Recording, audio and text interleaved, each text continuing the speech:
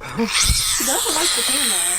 What is wrong? What's the matter, little buddy? Oh, you mad at something? Oh. Ow! Oh, no, you...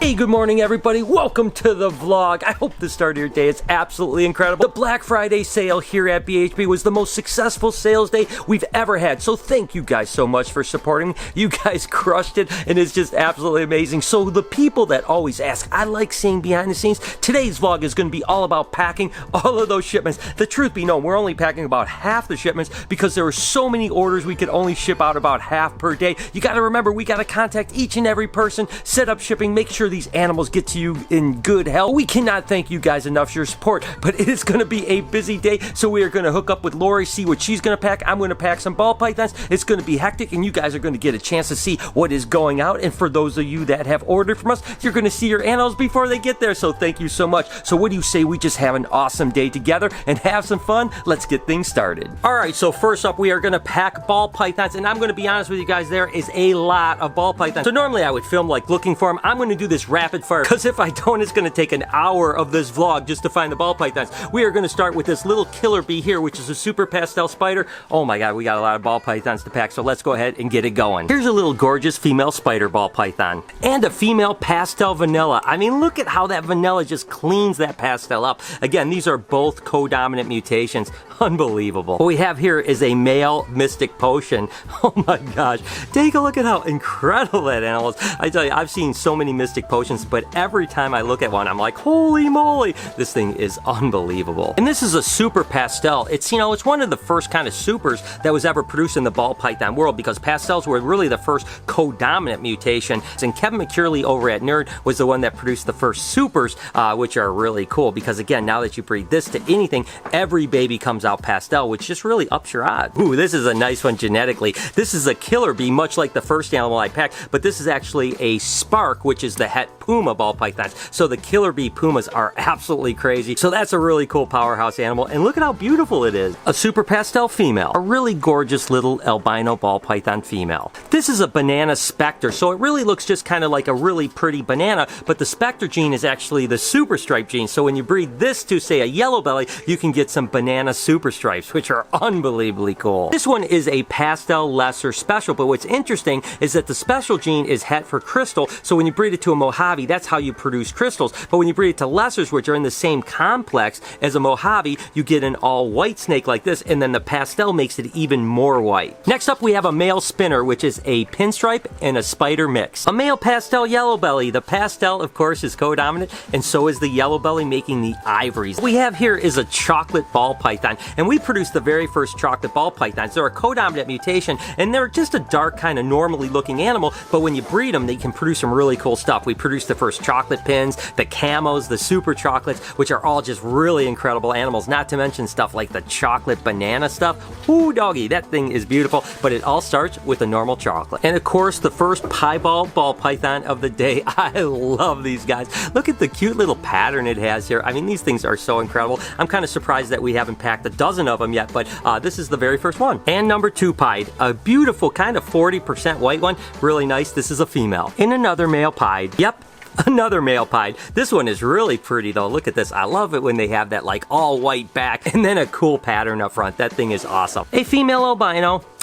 Let's make that 2 female albinos. And then we actually have a little male albino pastel. Now they look relatively similar to the normal albinos, but there is a pastel gene. The thing is, with the pastel gene and the albino, it kind of washes out a little bit. But still, when you breed them, you can produce pastel stuff, and some of those mutations are really awesome. And here's a blue-eyed leucistic. You know, every time I see a blue-eyed leucistic ball python, it still kind of gives me the chills. I mean, this is just an animal that I dreamt about for so many years before we started reproducing them. So they're absolutely incredible. And every time one of these leaves, I get a little sad because I'm like, I really want to keep it. Next up is this genetic striped ball python. It's a recessive mutation, and when these guys first were produced, they were selling for like $35,000, believe it or not. I think the first one I bought was like $25,000. Now they're just a couple $100, so it's come a long way, but isn't that an absolutely awesome snake? And some of the mutations that you get, in particular, the banana genetic stripes, I think are ridiculous. So I won't bore you guys with each and every banana ball python I'm packing. I think I've got to pack about 8 or 9 banana ball ball pythons. For those of you that bought these guys at a discount, you did a good job. And speaking of bananas, you guys know that the Enchi bananas and the cinnamon or black pastel bananas are always my favorite. So here's a little cute cinnamon banana right here. We actually have to pack 2 of these today. Another female pied, and this is a chunky monkey. And then the last female pied for the day, and this one is absolutely cool. I love it when it has pattern like that. Look at, there's a little pattern white, a little pattern white, a little pattern white, and then the beautiful head. And then there's 3 more female albino ball pythons. My gosh, that was a lot of pies and a lot of albinos and a lot of bananas today. Ooh, I like this snake. These are 2 of some of my favorite mutations, which of course is the Enchi and the Orange Dream mixed together. I mean, the Enchi is really beautiful on its own, but then you mix that Orange Dream. Look at how clean that animal is. That thing is gorgeous. This guy here is a really well-started Spinner Blast. The Spinner Blast is a pastel, a spider, and a pinstripe, and that thing is really pretty. And finally, the last ball python to pack is a Hidden Gene Woma Yellow Belly. This is kind of the key to producing the soul sucker stuff. So there you guys have it. I mean, that is a lot of ball pythons to pack, and you guys absolutely killed the sale. Thank you so much for all the support you showed. But we still have a lot of animals to pack. We got to pack geckos, we got to pack colubrids, we got to pack all kinds of other boas and pythons. So my work is far from done. But thank you guys so much. You guys know how much I appreciate everything you do. And like I've said before, you know, I'll be honest with you, I get a little sad when all these snakes are going out. Everyone I packed, I'm like, oh my God, it's so gorgeous. I don't want to give this one away. But again, I've said it before. In my head, I think like, hey, these are going to amazing forever homes and people are going to love these animals. So hey, listen, if it can get out there and reach a bunch of people, I can't be selfish and want to keep everything, right? So anyways, let's get going. We'll hook up with Lori and get packing the rest of the animals. All right, so Lori, what are you starting to work on now? All these lids have to be packed? Yes. Okay, that's so how that works. so basically what happens is Lori marks all the lids with the numbers and names of the things that we have to pack, and then she goes and packs them. So that is a lot of lids, and that's a lot of baby colubrids. So let's get started.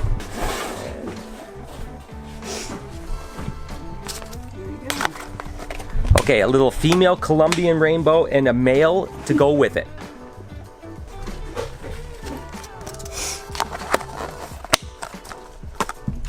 Okay, that's 2 down, 1 million to go. And of course, we're using Reptile Prime for the bedding for the rainbow boas. Shameless plug, reptileprime.com. You get yours now. Okay, now on to Brazilian rainbow boas. How many do we have of these guys? 5 are going out today. Okay, so 5 female Brazilian rainbow boas. They're little cute little dudes. And these guys are cute little dudes. Oh, but they're feisty. Ow! Don't do it, don't do it, don't do it. Ow. Whew. sorry whoever's getting this one, you're probably going to get bit, but they do calm down after just a couple weeks, so yikesters. all right, so a few more of those, and oh man, those little teeth hurt. Got a little male het granite spotted python. Spotted pythons are really cool, and this one's well started, so once they get really going on pinkies, they do really well, so they're cool animals. And now we are really on to colubrids. Ooh, that's nice. It's an albino garter snake. Yeah, het for granite. Het for granite? Yeah, someone got a good deal on this guy. That's a pretty big garter snake. That means we've been feeding that sucker for about 10 months. We probably lost money on that sale, but hey, what can you do? It's still a beautiful snake. Okay, next up is rough scale Samboas. These guys were born about 6 weeks ago, so they're, you know, once they get established, they do really, really well, and I think they're so cute. Take a look at these guys. Look at how cute they are. Oh, you're such a cute little guy. All right, so I think we have 5 rough scale Samboas going out today. All right, so now we are really moving on to colubrid snakes. What do we got first? Scaleless Texas rats? Yeah, we got a few scaleless that are going out today. And we had a really big sale, I think the Black Friday sale. Wow, look at how beautiful that snake is. Oh, it's a nice one. That's a good one. And the sale was like 50% off the scaleless Texas rats. So whoever was able to get them got a really good deal. But it's awesome because we get to find that forever home, hopefully, for some of these snakes, which is what we really want to do anyway. So even though it was a really big discount, it works out good for everybody. Here's another one. Look at how gorgeous these snakes are. I just love scaleless Texas rat snakes. Okay, what's up next? Some Puebloan milk snakes. Puebloan milk snakes, one of my favorite milk snakes, because look at how pretty they are. Look at that animal. I mean, that thing is so gorgeous. Next, albino Nelsons. Okay.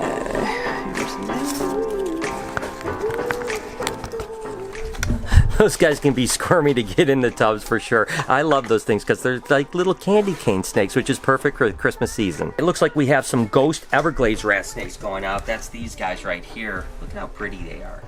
They're super cool, but they're feisty little guys as babies. But as they get bigger, they're really, really cool. So it's a rat snake that is kind of, I think, underappreciated because I think they're absolutely amazing. And that was a ghost glaze, and this is actually an albino ghost glaze. Look at that one. Wow, that is really pretty. Wow. So that's going to be a good pair, especially because the ghost glaze is probably het for albino. So breeding them together, you can get albinos, albino ghost glaze, all kinds of other stuff like that. So that's cool. That would be cool, but they're going to 2 different homes. Oops. Okay, so those 2 people that bought those 2 snakes need to get together and then breed them together. Okay, I didn't know. How was I supposed to know? An anearthristic Honduran milk snake. Gosh, I absolutely love those guys, and I think I've told the story before. We bought the very first one that was ever sold from a guy down in Texas named David Doherty, so that project has a soft spot in my heart. I remember when we were first producing the anearthristic Hondurans, I mean, that was one of our breakout animals here at BHB. You know, we were producing something that everyone wanted, and then of course we had the albino Hondurans next and stuff like that, but so there it is, anearthristic Honduran. Next up are corn snakes, and there's a whole bunch of them, so look at all these lids here. These are all corn snakes, and Lori's just kind of organizing, I guess, to where she knows where they're at. I would have no idea where they're at, so I'm glad Lori's packing these because I'd be in big trouble. And our first one here is actually just a het terrazzo corn snake. Just basically a normal looking corn snake that's carrying the gene for terrazzo, which is a pattern mutation of corn snake. Couple Okatee corns. Okatee corns, look at how pretty they are. Oh, those things are gorgeous. And again, the Okatees are just a locality of normal corn or wild type corn snake, but it's what most people would consider the best of the localities. And there's different types of Okatees too. There's certain strains like Abbott's Okatees that we work with, which are really, really beautiful. So we have to pack a few of those up, and then that's it.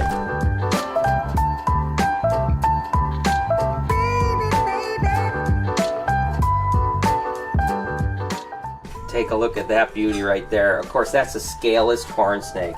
Whoo, man, I absolutely love them. They're some of the coolest looking snakes. The rest of the corns are on these rolling racks over here, and these are like the last of the kind of overflow of the colubrids that we didn't have space for, but certainly after we ship these animals out, we got plenty of space to get the rest of these snakes in rack systems, which is good. But you got to remember, our ambient temperature in here is like 82, 83 degrees, so they're plenty warm. They just don't have the hot spot, so once we get them in the racks, we're all set. And this happens to be a Tessera corn snake. Look at how beautiful that is. And that's a codominant mutation, so that's really one of the only mutations in corn snakes that when you breed it to a normal, about half the babies come out Tessera rather than breeding recessive and so on like that. So that's a beautiful snake. An albino corn? There's a lava corn snake. Oh my gosh. That thing is absolutely ridiculous. Okay, next up is a gold dust Tessera corn snake. Oh my gosh, that thing is absolutely crazy. And the gold dust is actually a hypocaramel. The Tessera, of course, is a codominant mutation, but put those together, oh my gosh. And then there's an albino Tessera. So again, another Tessera, but this is, of course, a recessive albino. And the last of the colubrids that we have to pack are actually 6 normal corn snakes. There's 4 males and 2 females, I believe. So, and then that is it. So you guys got some amazing colubrid snakes, and that actually wraps up all of the snake segment for this shipping. We still have to do geckos, which ought to be fun. They're all over the place too, but gosh, there's a lot of animals that we're packing today. So before I got here this morning, Lori already started to work on the leopard geckos, and we still have to pack the yearling leopard geckos, but she packed all the 2017s. These are all these guys here. Look at how gorgeous some of these are. I mean, look at this. This is a bold tremper. Oh my gosh, there is some really gorgeous geckos. And oh, look at this one here. Oh my gosh, that's a Sunglow Bell white and yellow. Holy cow, that is a good gecko. These are all of the ones that just are, you know, a few months old geckos, but now we have to get on to the bigger geckos, which are a little harder because at least these were a little bit organized. The bigger ones we move around all the time, so it's going to be a little bit difficult, but hey, we'll find them. On to the bigger geckos, and I am bringing Jessica on because Jessica knows more about this stuff than we do. So what do we have first?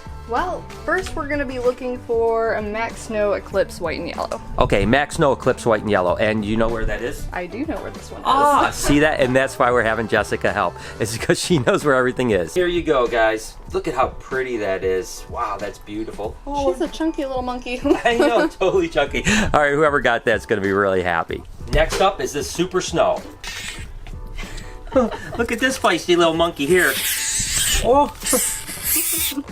what's the matter, little buddy? Oh, you mad at something? Oh. Ow! Oh no, he's trying to death roll you. This, of course, is a bold snow.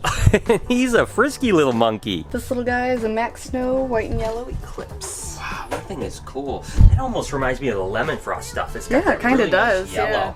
Wow, that's beautiful. Okay, next up, Super Hypo Tangerine Carrot Tail.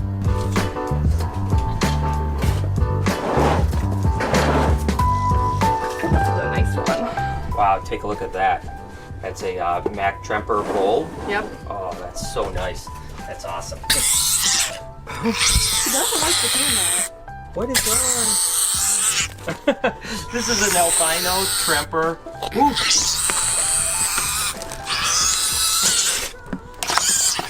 Oh. That's a feisty little monkey there. That's an albino Tremper white and yellow het eclipse. What's the matter with you? And then this is a Mac Snow white and yellow. Next up is a Mac Raptor. And then this beautiful Super Snow white and yellow. I mean, look at how amazing they are. Super Snows are really cool, but then when you mix the white and yellow, you just kind of break that pattern up a little bit and makes them absolutely incredible. Finally found the last one. It's a bold snow. Oh, that's got a great pattern on its tail, so that's awesome. Thank you so much, Jessica. Yeah, no problem. All right, guys, and that concludes the packing for today. Now, you got to remember, this is only half the shipments from Black Friday, so we have to do this again, but I wanted to share this experience with you guys. We still have to pack these up into boxes, get them heat taped, make sure that the right animals are in the right boxes, labeled, everything else, and get these off to FedEx so they can be to their new homes by tomorrow morning. You guys killed it on this one. Thank you so much for all your support. But hey, let's go ahead and get these things boxed up. All right, so the last thing we have to do is all these boxes here and all these animals here all over the place. Tina and Lori have to pack up. And just to give you a little bit of an idea too, these are actually heat packs here. Look at all these heat packs. There's almost 140 40-hour heat packs, and you have to open them up about 20 to 40 minutes before you pack them so that they heat up. Basically, it's like iron flakes that interact with oxygen that causes a reaction that heats up. So you have to make sure that they have lots of oxygen before you put them in the box so that they're nice and warm. These guys, again, will last for 40 hours, and these shipments are all going to be there within 12 to 14 hours, so there's plenty of time. So some boxes get one, some boxes get two, just depends on where they're going and how big the box is. So that is a lot of heat packs, and that is a lot of boxes that Tina and Lori have to pack. So let's go ahead and let them get to work.